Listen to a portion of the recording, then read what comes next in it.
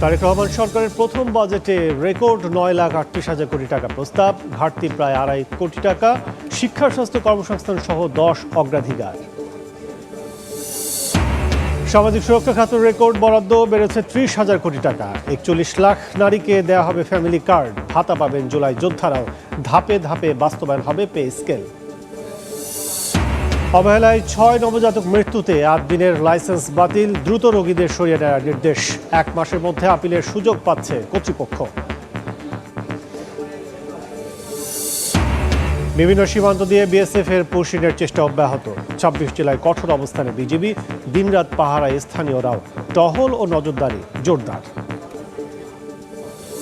বিশ্বকাপের পর্দা উঠছে রাতে, মেক্সিকোতে জমকালো আয়োজন, উদ্বোধনী ম্যাচে স্বাগতিকদের প্রতিপক্ষ সাউথ আফ্রিকা, দেশেও দ্য গ্রেটেস্ট শো অন আর্থের উত্তাপ।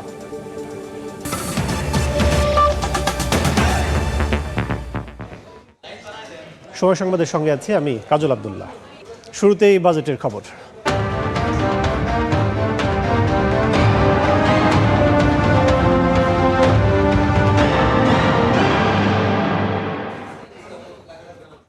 প্রায় 2 দশক পর রাষ্ট্র ক্ষমতায় এসে 9,38,000 কোটি টাকার বাজেট পেশ করল বিএনপি সরকার। প্রস্তাবিত বাজেটে অগ্রাধিকারে সামাজিক সুরক্ষা, শিক্ষা, অর্থনীতির স্থিতিশীলতা সহ 10টি খাত। রাজস্ব আয়ের লক্ষ্য 6,95,000 কোটি টাকা। বাজেটের প্রায় 2.5 লাখ কোটি টাকার ঘাটতি পূরণে এবারও ব্যাংক ও বিদেশি ঋণ নির্ভরতা থাকছেই। জিডিপির প্রবৃদ্ধি 6.5% আর মূল্যস্ফীতিতে 7.5 ভাগে নামিয়ে আনার লক্ষ্য সরকারের।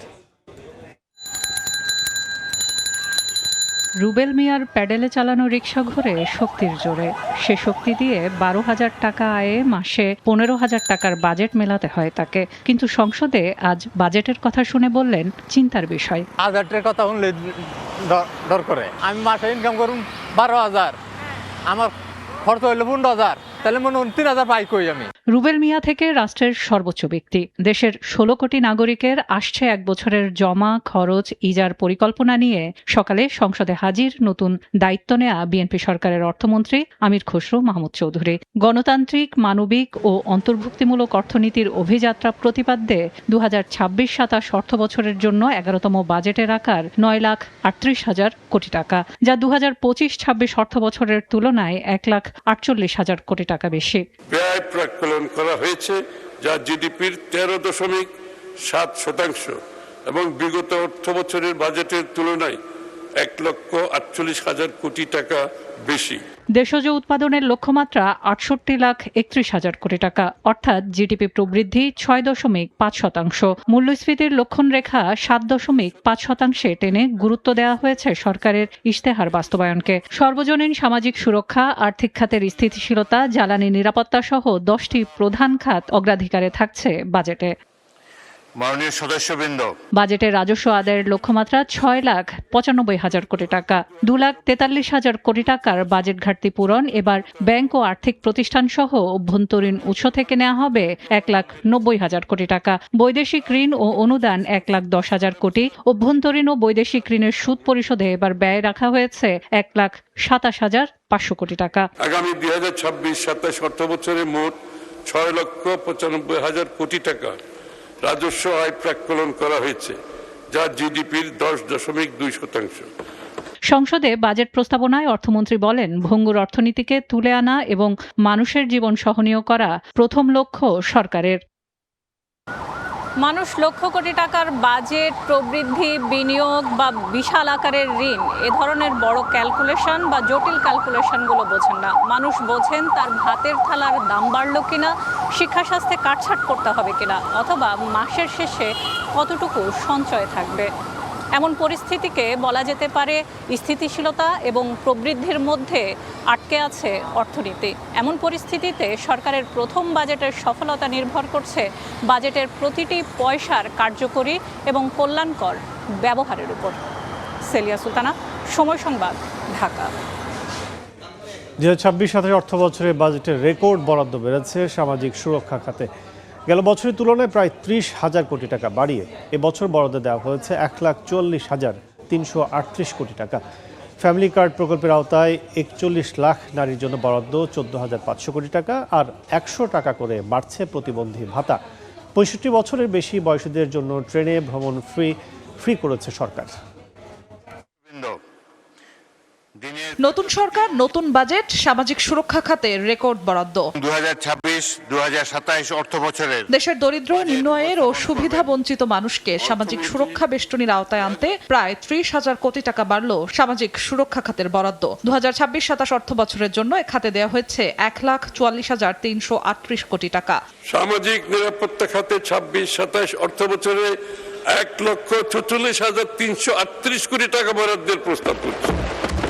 বিএনপির নির্বাচনী অঙ্গীকার অনুযায়ী ফ্যামিলি কার্ড সহ এ খাতের আওতায় আসছে নতুন কয়েকটি কর্মসূচি। 2026-27 অর্থ বছরে সামাজিক সুরক্ষা খাতের আওতায় 41 লাখ নারীকে দেয়া হবে ফ্যামিলি কার্ড। ফ্যামিলি কার্ডের জন্য বরাদ্দ থাকছে 14,500 কোটি টাকা। মাসিক ভাতার পরিমাণ হবে 2,500 টাকা। সামাজিক সুরক্ষা ও নারীর অর্থনৈতিক ক্ষমতায়ন নিশ্চিতকল্পে আমাদের সরকারের সিগনেচার প্রোগ্রাম ফ্যামিলি কার্ড কর্মসূচি, এর মাধ্যমে পরিবারের প্রধান নারী ব্যক্তি মাসে 2,500 টাকা করে ভাতা পাবেন। এদিকে 100 টাকা বেড়ে প্রতিবন্ধী ভাতার পরিমাণ হচ্ছে 1,000 টাকা। অপরিবর্তিত থাকছে বয়স্ক, বিধবা এবং মা ও শিশু সহায়তা ভাতা। 65 বছরের বেশি বয়সীদের জন্য ট্রেনে ভ্রমণ ফ্রি করছে সরকার। মেট্রো রেল ভাড়ায় ছাড় দেওয়া হবে 25%। বরাবরের মতোই সবচেয়ে বড় অংশ বরাদ্দ থাকছে সরকারি চাকরিজীবীদের অবসর ভাতার জন্য। তাই সরকারের রেকর্ড পরিমাণ বরাদ্দ বাড়ানোকে ইতিবাচক হিসেবে দেখলেও সুষম বন্টনের তাগিদ বিশেষজ্ঞদের। সামাজিক সুরক্ষা খাতে অনেকগুলো যে 95টি প্রোগ্রাম আছে, আবার নতুন নতুন যে কর্মসূচিগুলো সরকার নিতে যাচ্ছে, এইগুলো যাতে কোনো ওভারল্যাপিং না হয়, কারণ সরকারের আর্থিক বিষয়টাও দেখতে হবে। সামাজিক বৈষম্য হ্রাস এবং জীবনযাত্রার মান উন্নয়ন বিবেচনায় রেখে ভাতার পরিমাণ আরও বাড়ানোর পরামর্শ বিশেষজ্ঞের। জিনাতারা যশোয়া, সময় সংবাদ, ঢাকা। দর্শক, আগামী অর্থবছর প্রস্তাবিত বাজেটের বিভিন্ন দিক নিয়ে আলোচনার জন্য আমাদের সঙ্গে যুক্ত হয়েছেন micro credit regulatory authority MRA নির্বাহী ভাইস চেয়ারম্যান অধ্যাপক ডক্টর মোহাম্মদ হেলালুদ্দিন। স্যার, আমাদের স্টুডিওতে আপনাকে স্বাগত জানাচ্ছি। বিএনপি সরকারের 2 দশক পর প্রস্তাবিত প্রথম বাজেট, সেক্ষেত্রে এই প্রস্তাবিত বাজেটকে আপনি কিভাবে দেখছেন? ধন্যবাদ। আপনার এখন তো আভ্যন্তরীণ যে অর্থনীতির নানা চাপ এবং বৈশ্বিক যে কিছু ডেভেলপমেন্ট হরমোজ থেকে যেটা এসছে আমাদের বেশি, এই সব কিছু মিলিয়ে কিন্তু অর্থনীতি মানে স্বাভাবিক যে চাপে থাকে তার থেকে অনেক বেশি চাপে আছে। তো সে সময়ে এই বাজেটের যে পরিকল্পনা, সেখানে যে এর যে 9,38,000 কোটি টাকার যে বাজেট, সেটা আকারের দিক থেকে বলল বেশ বড় বাজেটই বলা যায়। কিন্তু অন্যদিকে আবার সরকারের যে নির্বাচনী যে ইশতেহার ছিল, সেখানে যে প্রতিশ্রুতি আছে, সেই প্রতিশ্রুতিগুলির যে মানে বাস্তবায়নের যে সরকারের আগ্রহ, সেটা কিন্তু প্রকাশ পেয়েছে এখানে এই বরাদ্দের মাঝখানে যে বিভিন্ন খাতগুলো এসছে। বিশেষ করে প্রান্তিক মানুষের জন্য, যেটা নারী বলি, সেটা বয়স্ক বলি, সামাজিক সুরক্ষা খাত, যেটা সামাজিক সুরক্ষার যে জায়গাটাই, সেখানে কিন্তু অনেক বেশি গুরুত্ব দেওয়া হয়েছে। ফলে বাস্তবায়নের দিকটাই চ্যালেঞ্জ আসবে, বড় চ্যালেঞ্জ আসবে। কারণ আমার অর্থনীতির প্রবৃদ্ধি যদি স্লো থাকে, যেমন আমাদের এই যে অর্থবছর যেটা শেষ হবে, সেখানে কিন্তু আমাদের প্রবৃদ্ধি কিন্তু আগে যে আমরা 7-8% ছিলাম, তার থেকে অনেক কম। এবং এই বাজেটে যে প্রবৃদ্ধির লক্ষ্যমাত্রা আছে, সেটাও কিন্তু আমাদের গতানুগতিক আমরা গত অনেক বছর ধরে যে প্রবৃদ্ধির ধারা মেনটেন করেছি, তার থেকে কম। এখন এই প্রবৃদ্ধির সাথে কিন্তু আমার ট্যাক্সের প্রবৃদ্ধি এবং অন্যান্য যে চলকগুলো আছে অর্থনীতির, সেগুলো কিন্তু যুক্ত। তাহলে বড় চ্যালেঞ্জটা যেটা হবে যে আমি এই যে আমাদের আয় যেটা করবে, সরকারের যে আয়ের যে লক্ষ্যমাত্রা, সেই লক্ষ্যমাত্রাটা পূরণ করাই খুব টাফ হয়ে যাবে যদি অর্থনৈতিক কর্মকাণ্ড যদি একটু মানে শ্রত থাকে। তো সেদিকে আমি মনে করি যে একটা চ্যালেঞ্জ হিসেবে থাকবে। ফলে ইন্টেনশনের দিক থেকে ইশতেহারকে ধরলে গভর্নমেন্ট চেয়েছে কম্প্রিহেনসিভ ওয়েতে প্রান্তিক মানুষকে কভার করে কিভাবে তাদের কল্যাণ সাধন করা যায়। কিন্তু প্রশ্ন হলো এর অর্থায়নটা কীভাবে হবে। আমরা দেখলাম যে প্রায় 6,95,000 কোটি টাকা এবারে বাজেটে রাজস্ব আয়ের বড় একটি লক্ষ্যমাত্রা চলছে। সেক্ষেত্রে বরাবরই যেটি কথা হচ্ছিল যে নেট বাড়ানো করে, সেক্ষেত্রে আমরা কতটুকু বাড়াতে পারলাম, কিংবা সেখান থেকে আয়ের সোর্স কতটুকু হবে আমাদের, এই চ্যালেঞ্জটা কতটুকু দেখছেন? এটা তো আসলে মানে করের ক্ষেত্রে একটা চ্যালেঞ্জ সবসময় আমাদের থাকছে, এবং করের ক্ষেত্রে এটাকে অনেক ড্রাস্টিক বাড়ানোর ক্ষেত্রে যে সংস্কার দরকার সেটাও কিন্তু হয় নাই। তো সেই হিসেবে যারা ট্যাক্স দিচ্ছে তাদেরকে ট্যাক্স রেট বাড়েন হয়তো বাড়ানোর চিন্তা গভর্নমেন্টের নাই, তাহলে ট্যাক্সের আওতায় আনতে হবে অনেককে যারা কিনা ট্যাক্সের আওতায় নাই। আবার অনেকের ক্ষেত্রে কর রেয়াত যে সুবিধা দেওয়া হচ্ছে, কর ফাঁকি তো অন্য জিনিস, সেটাকেও নিয়ে আসতে হবে। তো এই সব কিছু মিলিয়ে কতটা মানে এক বছরের কালেকশনে খুব বেশি চেঞ্জ করা খুব কঠিন, কারণ যদি কোনো বড় ধরনের সংস্কার না হয় তাহলে একসময় কর জিডিপি রেশিও ছিল 9%-এর উপরে, সেটা কিন্তু এখন 7%-এর নিচে নেমে গিয়েছে। এখন যে কারণে সেটা নিচে নেমে গিয়েছে, যে কারণে আমরা বেশি কালেক্ট করতে পারছি না, সেই কারণটা যদি খুব বিশালভাবে আমরা অ্যাড্রেস না করি তাহলে কিন্তু এখানে বড় ধরনের সফলতা পাওয়া খুব কঠিন। যেমন এই বাজেটের ক্ষেত্রে একটা হলো যে ব্যাংক থেকে বড় করা যেটা, সেটাও 6,000 কোটি টাকা কম বলা হয়েছে যে গত বছর থেকে।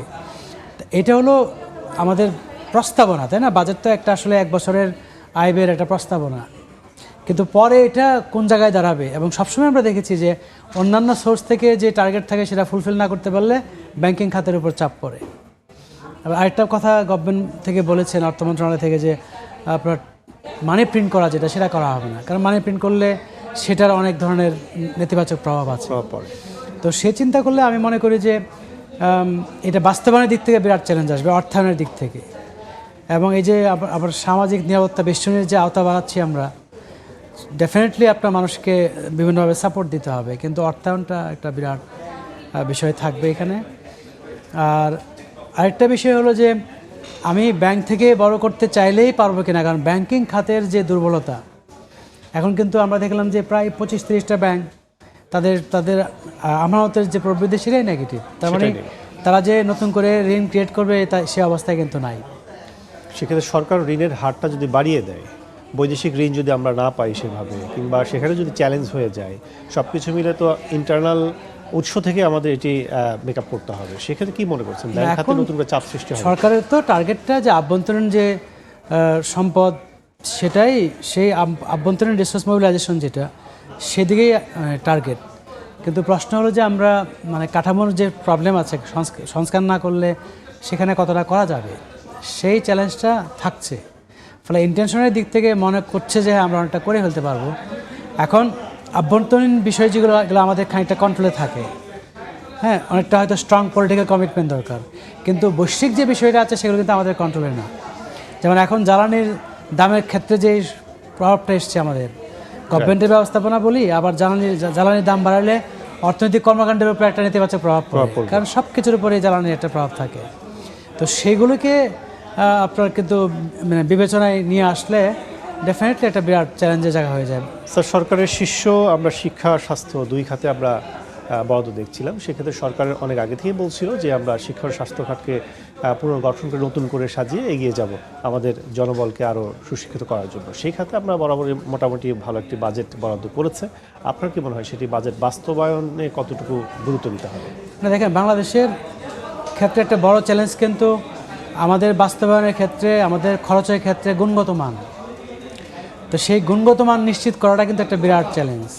আর গুণগত মান নিশ্চিত করতে গেলে আপনাকে যেটা করতে হবে, আপনার কাঠামোর মধ্যে সংস্কার করতে হবে। কারণ আমাদের শিক্ষা কী হচ্ছে, আমরা জানি যে শিক্ষা কিন্তু আমরা যদি পরিমাণগত দিক থেকে দেখি, অনেকেই পাস করছে, অনেকের ডিগ্রি হচ্ছে, কিন্তু যখনই আমরা গুণগত মানের দিকে যাই তখন কিন্তু আমরা দেখি যে এটা একটা বিরাট সমস্যা হয়েছে। এবং আমাদের কিন্তু একটা হিউম্যান রিসোর্স ডেভেলপমেন্ট যেটাকে বলি, এবং আগামী বাংলাদেশ কোথায় যাবে সেই সক্ষমতা কিন্তু তৈরি করতে হবে আমাদের যে লেবার ফোর্স তার সক্ষমতার মধ্যে দিয়ে। তো সেখানে কিন্তু আমাদের দক্ষতা উন্নয়নের জন্য যে স্কিল ডেভেলপমেন্টের জন্য যে বিভিন্ন ধরনের প্রোগ্রাম আছে, সেই প্রোগ্রামগুলোকে ঢেলে সাজানো, সেগুলো কিন্তু একটা বিষয়। কারণ আমরা অনেক বছর ধরে বলছি যে বিভিন্ন ধরনের ট্রেনিং দিয়ে আমরা স্কিল ডেভেলপ করছি, কিন্তু আমরা যদি দেখি যে বাইরে আমাদের যে লেবার যায়, আমাদের যে ম্যান পাওয়ার এক্সপোর্ট করি, এর বেশিরভাগ ক্ষেত্রে কিন্তু আপনার আনস্কিল লেবার যাচ্ছে, হ্যাঁ, এবং অল্প হয়তো সেমি স্কিল লেবার যাচ্ছে। তাহলে আমরা আমাদের জনশক্তির যে দক্ষতা সেটা বাড়াইতে হবে, কিন্তু সেজন্য আমরা অনেক বছর ধরে বলছি, বলার পরেও বাজেটে কিছু প্রভিশন থাকার পরেও আমরা কিন্তু কার্যকর কোনো পরিবর্তন দেখতে পাচ্ছি না। তো এখন আমাদের যেটা সময় এসছে মানে প্রশ্ন করার, যে আমরা আগেও যে জোরগুলো দিয়েছি, যে বরাদ্দগুলো ছিল, সেগুলো কেন কাজ করছে না, সিগনিফিক্যান্ট লেভেলের চেঞ্জ কেন আমরা দেখছি না, সেটা নিয়ে এসে আমার কাছে মনে হয় যে কী পরিমাণ বরাদ্দ রাখা হলো সেটা একটা ডাইমেনশন যে বরাদ্দটা আমরা বাস্তবায়ন করতে পারবো কিনা। তার চেয়ে বড় হলো যে বরাদ্দগুলো সঠিকভাবে সঠিক জায়গায় মানে স্পেন্ড করা হচ্ছে কিনা। স্বাস্থ্যক্ষেত্রে আমরা কিন্তু দেখেছি যে খুবই আপনার উন্নত মানের যন্ত্রপাতি এনে কিছু কিছু আছে আপনার এয়ারপোর্টে পড়ে আছে, সেগুলো আপনার যে জায়গায় নিয়ে ফ্যাসিলিটি ইউজ করার কথা সেই ফ্যাসিলিটিতে নিয়ে ইউজ করা হচ্ছে না। কিছু গভর্নমেন্ট হসপিটালে আমরা দেখেছি যে কিছু ফ্যাসিলিটি বিল্ড আপ করে সেটা দেখা গেছে কি আপনার জনগণকে যে স্বাস্থ্যসেবা দেওয়া সেখানে এটা ব্যবহার হচ্ছে না। মেশিনারি আছে অনেক হসপিটালে, সেখানে ম্যান পাওয়ার নেই, আবার এরকম জনবল নেই। তা আমার কথা হলো যে শুধুমাত্র তো আপনার ফ্যাসিলিটি বিল্ড আপ না, তার সাথে হিউম্যান রিসোর্সের যে স্কিল সেটা থাকতে হবে। দুটার সমন্বয়ে আপনি সার্ভিসটা দিতে পারবেন। ফলে এইগুলো আমার কিন্তু গ্যাপ থাকছে।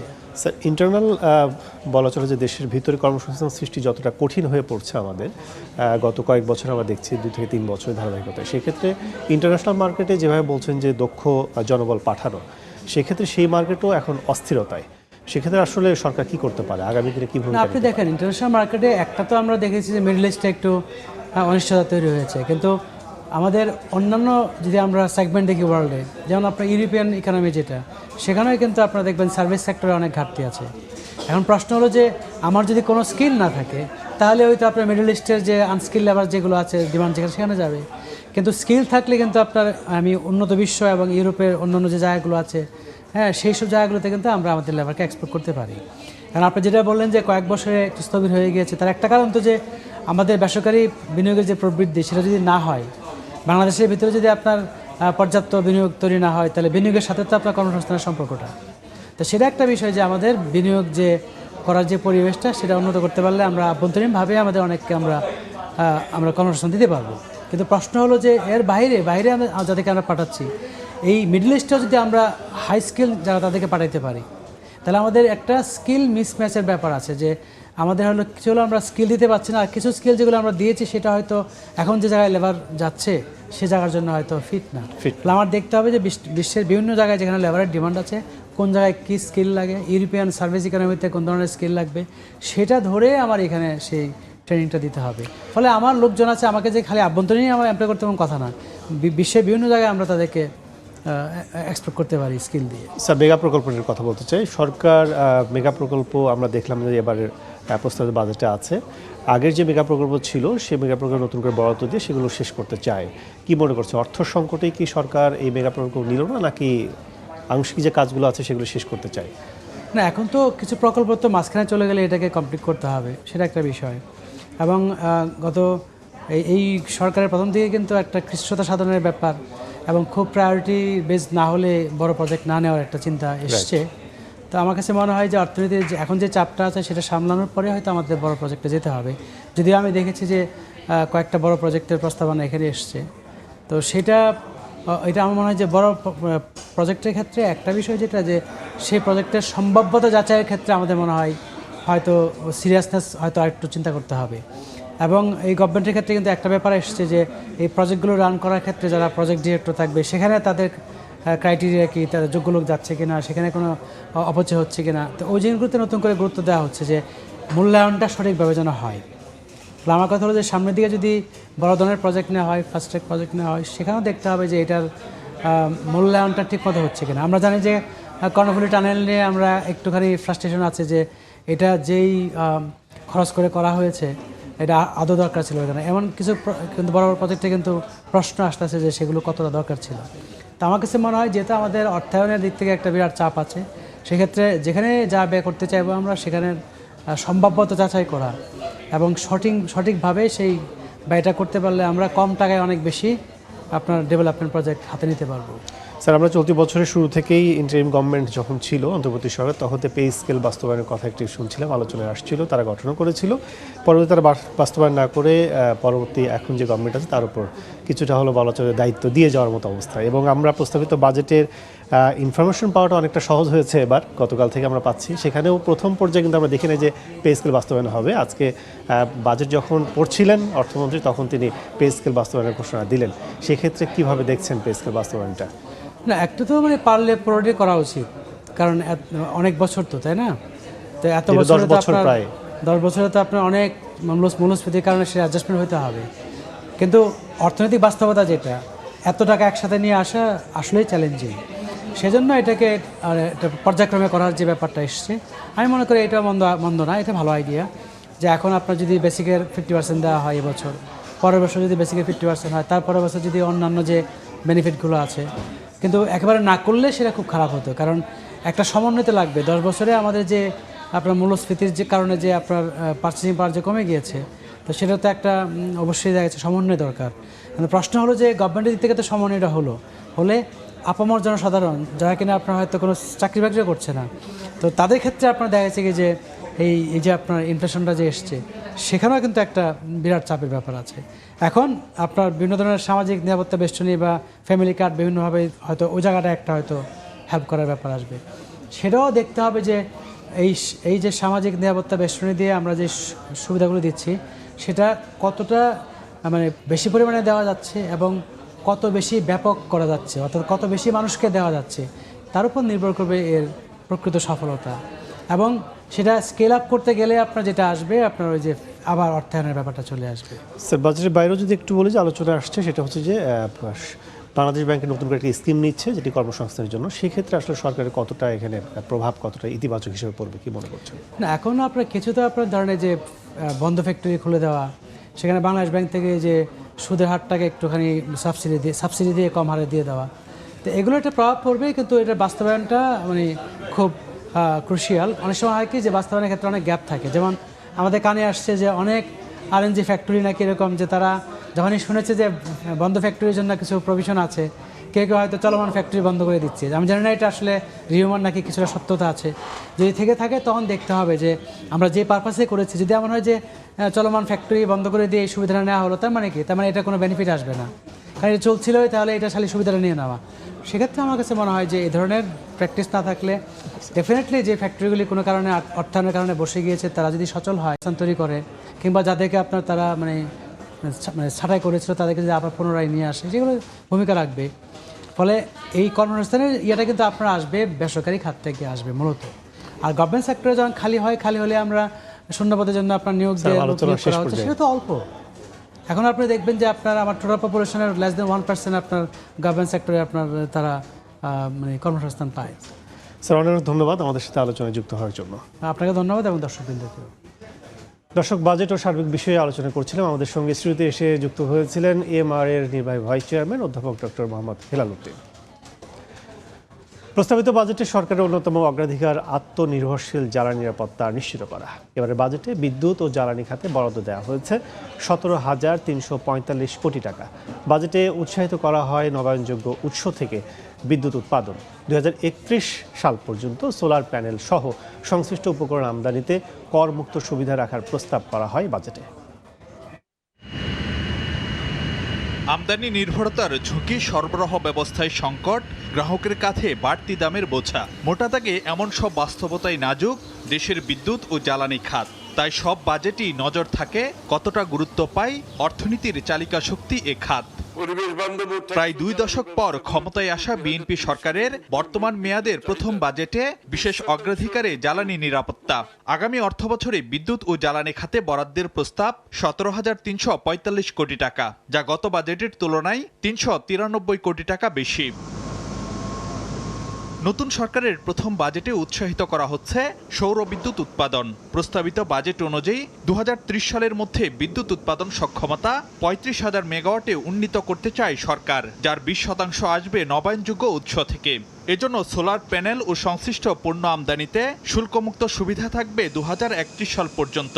আর সৌর বিদ্যুৎ উৎপাদনে করমুক্ত সুবিধা দেওয়া হবে আরও 4 বছর। এছাড়া বিল পরিশোধের বিপরীতে 5% কর রেয়াত পাবেন সৌর বিদ্যুৎ ব্যবহারকারীরা। উৎপাদনশীল কর্মকাণ্ডের ধারাবাহিকতা নিশ্চিত করতে বিদ্যুৎ ও জ্বালানি নিরবিচ্ছিন্ন সরবরাহ নিশ্চিতের পাশাপাশি সাশ্রয়ী, নির্ভরযোগ্য, পরিবেশ বান্ধব বিদ্যুৎ জ্বালানি ব্যবস্থা গড়ে তুলতে আত্মনির্ভরশীল জ্বালানি নিরাপত্তা গড়ে তোলা।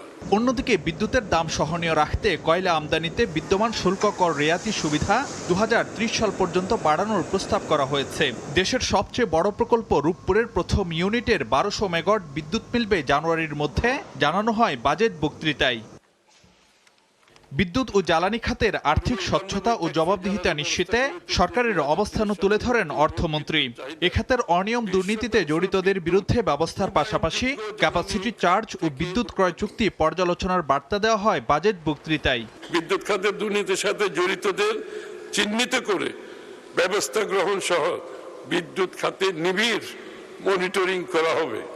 ক্যাপাসিটি চার্জ ও বিদ্যুৎ ক্রয় চুক্তি পর্যালোচনার মাধ্যমে এই খাতে আর্থিক স্বচ্ছতা নিশ্চিতকরণ হবে। জ্বালানি নিরাপত্তা নিশ্চিতে গ্যাস অনুসন্ধানে জোরালো কার্যক্রম, জ্বালানি তেলের মজুত সক্ষমতা বাড়ানো, নতুন রিফাইনারি তৈরি, সিঙ্গেল পয়েন্ট মোরিং বা এসপিএম চালুর উদ্যোগ নেবে সরকার। পাশাপাশি আমদানি উৎস বহুমুখীকরণ, নতুন এলএনজি টার্মিনাল স্থাপনের বিষয়টিও পর্যালোচনায় থাকবে বলে জানানো হয় বাজেট বক্তৃতায়। ফারুক ভিয়া, রবিন, সময় সংবাদ, ঢাকা। 60 ধরনের নিত্যপণ্য আমদানিতে উৎসে কর কমানোর প্রস্তাবে বাজারে স্বস্তি ফেরার আশা দেখছেন সাধারণ মানুষ। 2026-27 অর্থ বছরের বাজেটে সামাজিক সুরক্ষা বরাদ্দের সুষ্ঠু বন্টনের দাবি তাদের। আর করমুক্ত আয়সীমা বাড়লেও করের টাকার সঠিক ব্যবহারের নিশ্চয়তা চান করদাতারা। 2026-27 অর্থ বছরে মানুষকে স্বস্তি দিতে বেশ কিছু পদক্ষেপ নিয়েছে সরকার। চাল, গম, আলু, পেঁয়াজ সহ 60টি ভোগ্যপণ্য আমদানিতে উৎসে কর কমিয়ে 0.5% করা সহ কমানো হচ্ছে নিয়ন্ত্রণমূলক শুল্ক। বাজেটের কঠিন গাণিতিক হিসাব আর বরাদ্দের জটিল অঙ্ক না বুঝলেও এসব পণ্যের দাম কমবে এমন আশায় আছেন রাইড শেয়ারিং করে সংসার চালানো আক্তার হোসেনের মতো নিম্ন আয়ের মানুষ। আমাদের ইনকাম অনুযায়ী মনে করেন জিনিসের দাম অনেক বেশি হয়ে যায়, যদি একটু কম থাকে তাহলে আমাদের জন্য একটু ভালো হয়। নিত্য প্রয়োজনীয় জিনিসপত্রের দামগুলো যেন আরও কীভাবে সহনশীল করা যায়, কীভাবে আরও যেন ভোক্তা পর্যায়ে জিনিসগুলো আরও কম মূল্যে আমাদের কাছে পৌঁছানো যায়। গভর্নমেন্ট যদি ভালো কিছু করতে চায়, টেকসই কিছু করতে চায়, তো অবশ্যই মুদ্রাস্ফীতির লাগাম টানতে হবে এক, আর দ্বিতীয়ত হচ্ছে সাধারণ মানুষের দিকে নজর দিতে হবে। সামাজিক সুরক্ষা খাতে 1,44,000 কোটি টাকার উল্লেখযোগ্য বরাদ্দের খবরে আশার আলো দেখছেন এক হাতে পান সিগারেটের দোকান সামলানো শান্তা বেগমও। মেম্বার চেয়ারম্যানের পছন্দের মানুষের, আমরাও তাদের দিন শেষে কাজ করে খাইতো, যে টাকা অল্প টাকা আরো দেখা গেছে ঋণ ভুক্ত লাগে, দাঁড় করে চলার লাগে। নতুন অর্থ বছরে করমুক্ত আয়সীমা 25,000 টাকা বাড়িয়ে 3,75,000 টাকা করা হলেও করের টাকার সঠিক ব্যবহারের নিশ্চয়তা চান করদাতারা। যেভাবে আয়কর নেওয়া হচ্ছে সে অনুযায়ী কি এই দেশে ওইভাবে উন্নত হচ্ছে না। তো 70% যেহেতু আমরা এরকম মিডল ক্লাস অথবা তো ওই ক্ষেত্রে আই গেস কর এবং বাজেটটা নিয়ে সরকারের ভালো মতো একটু চিন্তা করা উচিত। মূল্যস্ফীতির চাপে পিষ্ট সাধারণ মানুষকে স্বস্তি দিতে এবারের বাজেটে ফ্যামিলি ও কৃষক কার্ডের বাস্তবায়ন শুরু হচ্ছে, পাশাপাশি ওএমএস এর আওতা আরও বাড়ানো হচ্ছে। এমএস আরিফিন, সময় সংবাদ, ঢাকা। এবার বিশ্বকাপ প্রসঙ্গ। 48টি দল, 104টি ম্যাচ আর 39 দিনের উন্মাদনা। দর্শক, চলে এলো the greatest show on earth. আর এমন আয়োজনের আগে পৃথিবীর সাক্ষী হতে চলেছে দারুণ এক উদ্বোধনী আয়োজনের। সেই অনুষ্ঠান থেকে শুরু করে বিশ্বকাপের সব ম্যাচ আর ম্যাচ পরবর্তী নানা আয়োজন, সবকিছু সরাসরি সম্প্রচার করবে সময় সংবাদ। বলা হয়ে থাকে পৃথিবীর বাইরে কোথাও প্রাণের অস্তিত্ব থাকলে তারাও নাকি অপেক্ষা করে ফুটবল বিশ্বকাপের জন্যে। একটা টুর্নামেন্ট যা শুধু ফুটবলে সীমাবদ্ধ নয়, গোটা বিশ্বকে একই সুতোয় গাঁথার অপেক্ষা। যে বিশ্বকাপ যুদ্ধ থামায়, এই 40 দিনে কমে যায় অপরাধের হার। সেই অপেক্ষার শেষ, চলে এলো দ্য গ্রেটেস্ট শো অন আর্থ। উদ্বোধনী জমকালো আয়োজন মেক্সিকোর তাদিও আস্তেকা স্টেডিয়ামে, যেখানে প্রাধান্য পাবে আয়োজক দেশের শিল্প আর সংস্কৃতি। মূল ম্যাচের 90 মিনিট আগে শুরু হবে আয়োজন। বাংলাদেশ সময় রাত 11:30। সরাসরি সম্প্রচার করবে সময় সংবাদ। অনুষ্ঠানের শুরু হবে মেক্সিকোর আদিবাসী শিল্পীদের মাধ্যমে। তুলে ধরা হবে দেশটার 13,000 বছরের পুরনো সংস্কৃতির কিছু অংশ। এরপরেই মঞ্চে উঠবেন শাকিরা, বিশ্বকাপের সঙ্গে যার সম্পর্কটা নতুন নয়। সঙ্গে থাকবেন বার্না বয়, নাইজেরিয়ান শিল্পীকে নিয়ে পারফর্ম করবেন এবারের বিশ্বকাপ থিম সং দাই দাই। ইতালিয়ান প্রবাদ, যার মানে চলো যাই, যে গানের পেছনে অবশ্য আছে মহৎ এক উদ্দেশ্য। ফিফা গ্লোবাল সিটিজেন এডুকেশন ফান্ডের জন্য $100 মিলিয়ন তোলার লক্ষ্য। এছাড়াও স্তাদিও আস্তেকায় দর্শকদের মাতাবেন এক ঝাঁক লোকাল তারকা। থাকছেন আলেহান্দ্রো ফার্নান্দেস, বেলিন্দা কিংবা টাইলার মতো বিখ্যাত সব নাম। এই ভেন্যু ছাড়াও ফ্যান জোনে উদ্বোধনী আয়োজন দেখার ব্যবস্থা করা হয়েছে, তবে দেশটায় চলমান আন্দোলনের কারণে সেসব আয়োজন এখনো অনিশ্চিত। সাব্বির মিথুন, সময় সংবাদ। বিশ্বকাপ ফুটবল 2026 উপলক্ষে 10 টাকা মূল্যমানের স্মারক ডাক টিকিট উন্মোচন করেছেন প্রধানমন্ত্রী তারেক রহমান। সকালে জাতীয় সংসদ সচিবালয়ের নিজ কার্যালয়ে 50 টাকা মূল্যমানের খাম, সম্মানিত সুভেনির শীট এবং 5 টাকা মূল্যমানের ডাটা কার্ডও প্রকাশ করেন প্রধানমন্ত্রী। ব্যবহার করা হয় বিশেষ সিলমোহর। অনুষ্ঠানে ডাক, টেলিযোগাযোগ ও তথ্য প্রযুক্তি মন্ত্রী ফকির মাহবুব আনাম, সচিব বিলকিস জাহান রিমি, প্রধানমন্ত্রীর অতিরিক্ত প্রেস সেক্রেটারি আতিকুর রহমান রুমন এবং ডাক অধিদপ্তরের অতিরিক্ত মহাপরিচালক SM হারুনুর রশিদ উপস্থিত ছিলেন। সময় সংবাদ আরও থাকছে। রামিসা ধর্ষণ হত্যা মামলায় হাইকোর্টের ডেথ রেফারেন্সের শুনানি রোববার। বিশেষ আইনজীবী প্যানেল নিয়োগ রাষ্ট্রপক্ষের শুনানিতে অংশ নেবেন খোদ অ্যাটর্নি জেনারেল।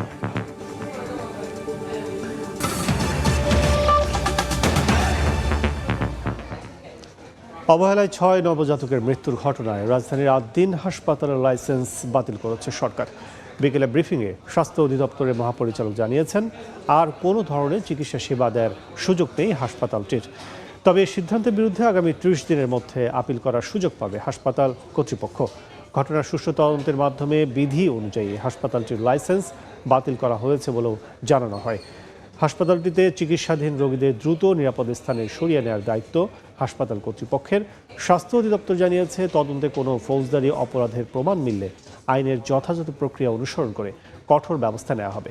গত 27 মে সকালে আদ্দিন হাসপাতালে চিকিৎসাধীন 6 নবজাতকের মৃত্যু হয়। এই ঘটনায় স্বাস্থ্য মন্ত্রণালয়ের তদন্ত কমিটি হাসপাতাল কর্তৃপক্ষের অবহেলার প্রমাণ পায়।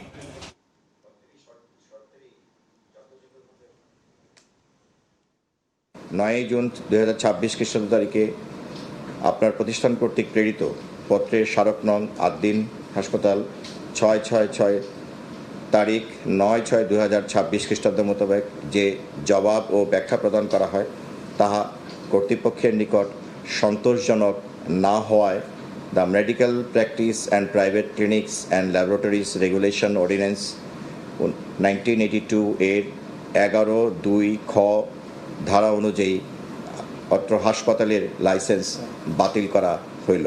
উক্ত অধ্যাদেশের 12 ধারা অনুযায়ী লাইসেন্স বাতিলের পরবর্তী 30 দিনের মধ্যে বাতিলের বিরুদ্ধে সরকারের কাছে আপনার আপিল বা পুনর্বিবেচনা করার আইনি সুযোগ রয়েছে।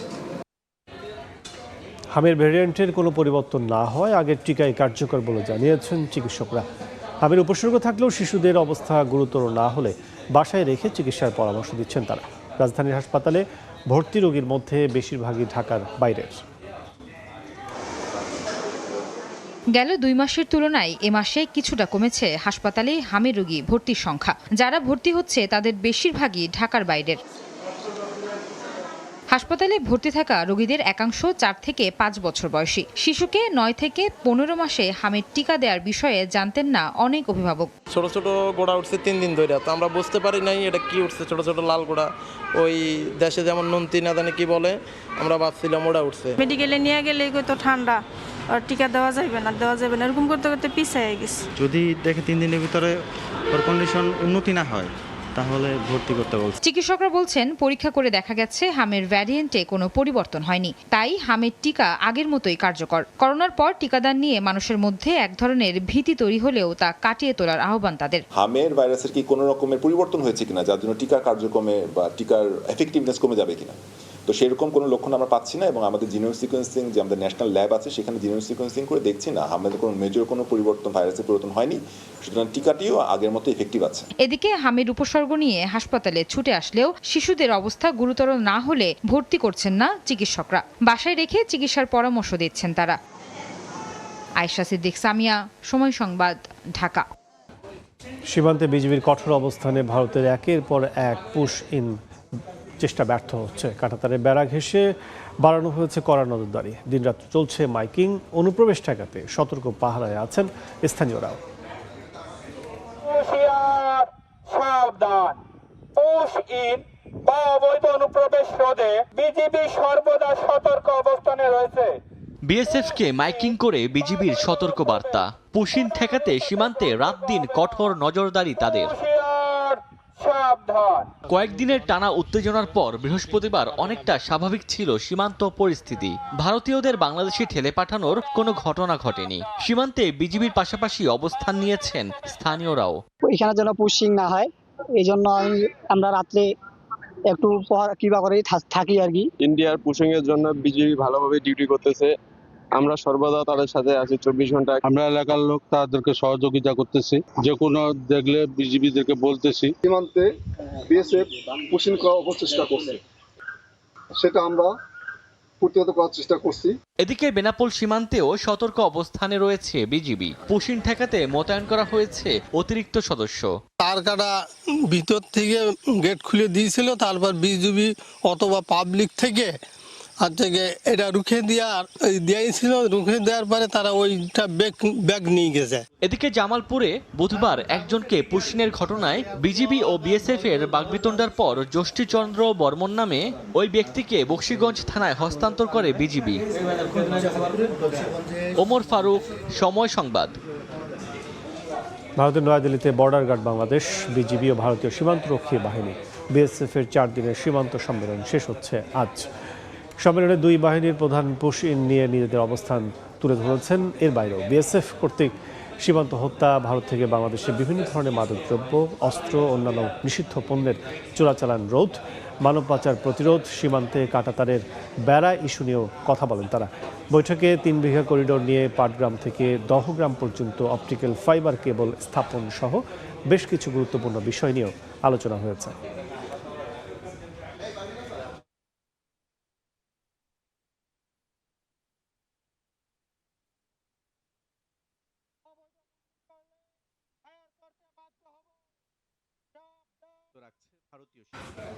সময় সংবাদ আরও থাকছে।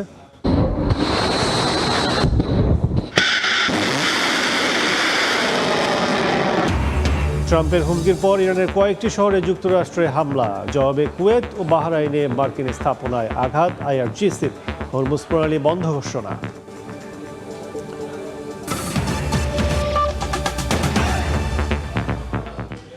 নারায়ণগঞ্জে গ্যাস লিকেজ থেকে বিস্ফোরণে একই পরিবারে 4 সদস্য সহ 5 জন দগ্ধ হয়েছেন।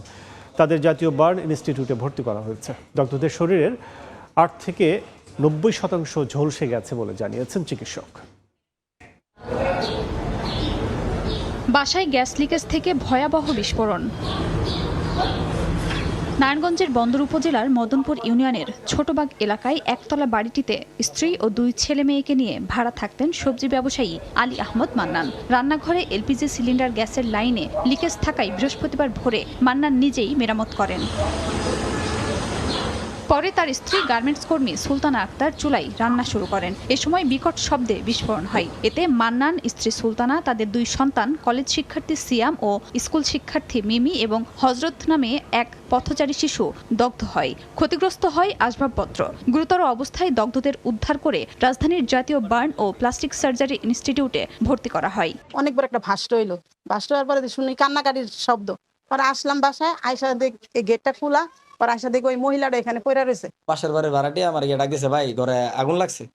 তো আমি ঘুম থেকে উঠে সাথে সাথে আসছি আর কি। আসার পরে দেখি রুমের ভিতরে মানে যারা দগ্ধ হয়েছে তারা আপনার যে দগ্ধ হয়েছে একটা ছেলে বের হয়ে বাইরে হাঁটাহাঁটি করতেছে। খবর পেয়ে ঘটনাস্থল পরিদর্শন করেন পুলিশ ও ফায়ার সার্ভিসের কর্মকর্তারা। গ্যাসের সিলিন্ডারের লিকেজ থেকে বিস্ফোরণের প্রাথমিকভাবে ধারণা করছেন তারা। গ্যাস সিলিন্ডার থেকে গ্যাস লিকেজ হয়ে রান্নাঘর এবং বেডরুমের মধ্যে আবদ্ধ অবস্থায় ছিল। যখনই ওই বাসার লোকজন রান্না করার জন্য চুলায় আগুন দিতে গেছে, তখন একসাথে আকস্মিক গ্যাস বিস্ফোরণ হয়ে এই অগ্নি দুর্ঘটনা বা এই দগ্ধ ঘটনাগুলো ঘটে। দগ্ধদের শরীরের 8 থেকে 90% ঝলসে গেছে বলে জানিয়েছেন চিকিৎসক। নারায়ণগঞ্জ থেকে আমাদের এখানে 5 জন রোগী এসেছে। 4 জন একই পরিবারের। ওনাদের 4 জনেরই আসলে শ্বাসনালী পুড়েছে এবং একজনের সর্বোচ্চ 90% বার্ন আছে এবং সর্বনিম্ন একজনের 30%। তো আমরা 4 জনকে আশঙ্কাজনকভাবে চিকিৎসা চলমান রেখেছি। গত 10 ও 11 মে ফতুল্লায় 2টি এবং 13 মে সোনারগাঁয়ে একটি ক্যান্টিনে গ্যাসের লিকেজ থেকে বিস্ফোরণে 21 জন দগ্ধ হন, মারা যান অন্তত 11 জন। সময় সংবাদ, নারায়ণগঞ্জ। রোববার থেকে হাইকোর্টের বিশেষ বেঞ্চে শুরু হচ্ছে নারী ও শিশু নির্যাতন মামলার বিচারিক কার্যক্রম। অ্যাটর্নি জেনারেল জানিয়েছেন, রামিসা ধর্ষণ হত্যা মামলাটি পরিচালনায় গঠন করা হয়েছে রাষ্ট্রপক্ষের বিশেষ আইনজীবীর প্যানেল। রাষ্ট্রের সর্বোচ্চ আইন কর্মকর্তার দাবি, বিশেষ বেঞ্চে অগ্রাধিকার পাবে নারী শিশু নির্যাতন মামলার ফাঁসির আদেশ ও এ সংক্রান্ত আপিল শুনানি। আলোচিত শিশু রামিসা হত্যা মামলায় 5 কার্যদিবসের মধ্যে রায় ঘোষণা করে নজির গড়েছে দেশের বিচারিক আদালত। আলোচিত বর্বর নির্যাতন ও হত্যার ঘটনায় আসামি সোহেল রানা ও স্ত্রী স্বপ্না খাতুনকে মৃত্যুদণ্ড দেন আদালত। অভিযোগ আছে, নিম্ন আদালতের রায় অনেক সময় আইনি জটিলতায় হাইকোর্টে গিয়ে দীর্ঘ সময় আটকে থাকে। নারী ও শিশু নির্যাতন দমনে আইনের মামলাগুলো দ্রুত নিষ্পত্তিতে এবার বড় উদ্যোগ নিয়েছে সুপ্রিম কোর্ট প্রশাসন। 14 জুন থেকেই বিচারপতি ভীষ্মদেব চক্রবর্তী ও বিচারপতি KM রাশেদুজ্জামান রাজার সমন্বয়ে গঠিত বিশেষ হাইকোর্ট বেঞ্চে শুরু হচ্ছে এর বিচার কাজ। এই বেঞ্চে নারী ও শিশু নির্যাতন মামলার ফাঁসির আদেশ এবং এ সংক্রান্ত আপিলগুলোর শুনানি অগ্রাধিকার পাবে বলে জানালেন অ্যাটর্নি জেনারেল রুহুল কুদ্দুস কাজল। এই যে বেঞ্চটি মাননীয় প্রধান বিচারপতি গঠন করেছেন, সেই বেঞ্চে নারী এবং শিশু নির্যাতন দমন আইন সংক্রান্ত কিংবা সেই রায় থেকে উদ্ভূত যে মামলা সেগুলো স্থান পাবে, তালিকাভুক্ত হবে এবং রবিবার থেকে শুনানি হবে। বহুল আলোচিত রামিসা ধর্ষণ ও হত্যা মামলার ডেথ রেফারেন্স শুনানি নিজেই পরিচালনার কথা জানিয়ে অ্যাটর্নি জেনারেল জানান, এই ধরনের মামলাগুলো সংবেদনশীল হওয়ায় রাষ্ট্রপক্ষে গঠন করা হয়েছে বিশেষ আইনজীবী প্যানেল। আমাদের পক্ষ থেকে অ্যাটর্নি জেনারেল অফিসের যারা এই জাতীয় মামলার শুনানিতে অভিজ্ঞ, তাদেরকে দিয়ে স্পেশাল টিম করে দেওয়া হয়েছে, আইনজীবীদের প্যানেল তৈরি করে দিয়েছি, যারা আজকের লিস্ট দেখে শুক্রবার এবং শনিবার দুদিন, বন্ধের দুদিন তারা মামলাতে পড়াশুনো করবেন, স্টাডি করবেন, আর্গুমেন্ট তৈরি করবেন, যাতে রোববার থেকে আমরা আদালতকে ইফেক্টিভলি আমরা এই মামলাগুলো পরিচালনা করতে পারি।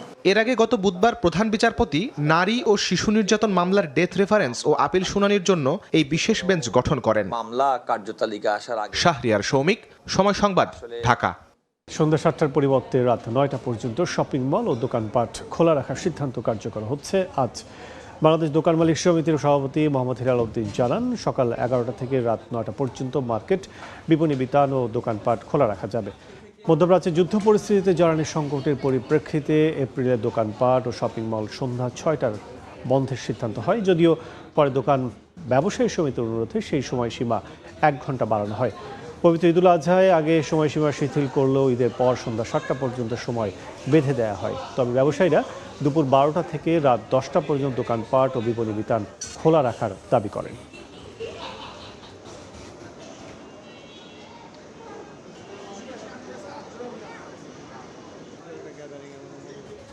ডোনাল্ড ট্রাম্পের হুমকির পর ইরানে আবারও হামলা চালিয়েছে যুক্তরাষ্ট্র। বন্দর আব্বাস সহ কয়েকটি শহরে বিস্ফোরণের শব্দ শোনা গেছে। জবাবে কুয়েত, বাহরেইনে মার্কিন ঘাঁটিতে আঘাত এবং হরমুজে 2টি জাহাজে হামলার দাবি করেছে ইরানের বিপ্লবী গার্ড বাহিনী। একই সঙ্গে হরমুজ প্রণালী আবারও বন্ধের ঘোষণা দিয়েছে তেহরান। বুধবার রাতে ইরানে আবারও হামলা চালায় যুক্তরাষ্ট্র। মার্কিন প্রেসিডেন্ট ডোনাল্ড ট্রাম্পের কঠোর হুমকির পরপরই বন্দর আব্বাস সহ ইরানের কয়েকটি শহরে বিস্ফোরণের খবর পাওয়া যায়। মার্কিন সামরিক বাহিনী সেন্ট্রাল কমান্ড সেন্টকম নিশ্চিত করে, প্রেসিডেন্টের নির্দেশনায় ইরানের একাধিক লক্ষ্যবস্তুতে অভিযান চালানো হয়েছে। মার্কিন হামলার পর রাজধানী তেহরানের পশ্চিমাঞ্চলে আকাশ প্রতিরক্ষা ব্যবস্থা সক্রিয় করা হয়, তবে এখন পর্যন্ত হতাহত বা ক্ষয়ক্ষতির কোনো নির্দিষ্ট তথ্য প্রকাশ করা হয়নি। জবাব দিয়েছে ইরানও। কুয়েত ও বাহরাইনের মার্কিন ঘাঁটিতে হামলার দাবি করেছে IRGC। হরমুজ প্রণালী বন্ধ করে দিয়েছে তেহরান। দেশটির সামরিক বাহিনী তেলবাহী ট্যাঙ্কার, বাণিজ্যিক জাহাজসহ সব ধরনের নৌযানের চলাচল বন্ধের নির্দেশ দিয়েছে বলে জানিয়েছে ইরানি সংবাদ মাধ্যম। সতর্ক করে বলা হয়েছে, নির্দেশ অমান্য করলে সংশ্লিষ্ট নৌযানকে লক্ষ্যবস্তু করা হতে পারে। এর আগে ওয়াশিংটনে সাংবাদিকদের ট্রাম্প বলেন, আগের দিন ইরানে কঠোর আঘাত হানা হয়েছে এবং আরও হামলা চালানো হবে।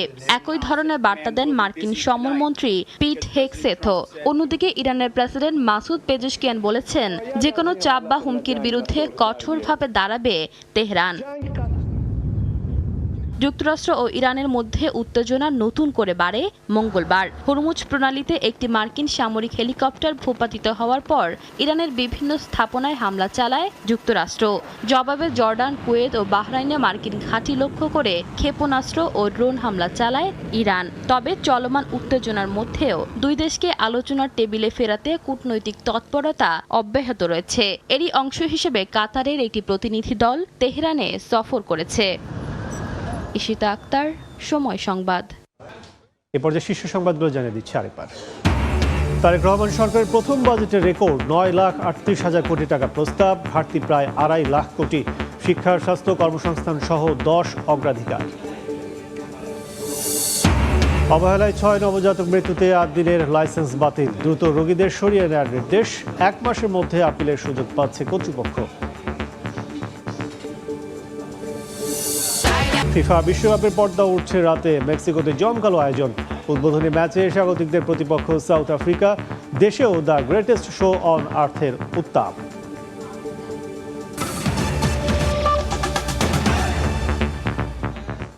এই ছিল 5টার সময় সংবাদে। এরপর বাংলার সময়ের সঙ্গে থাকবেন গোলাম রাব্বি।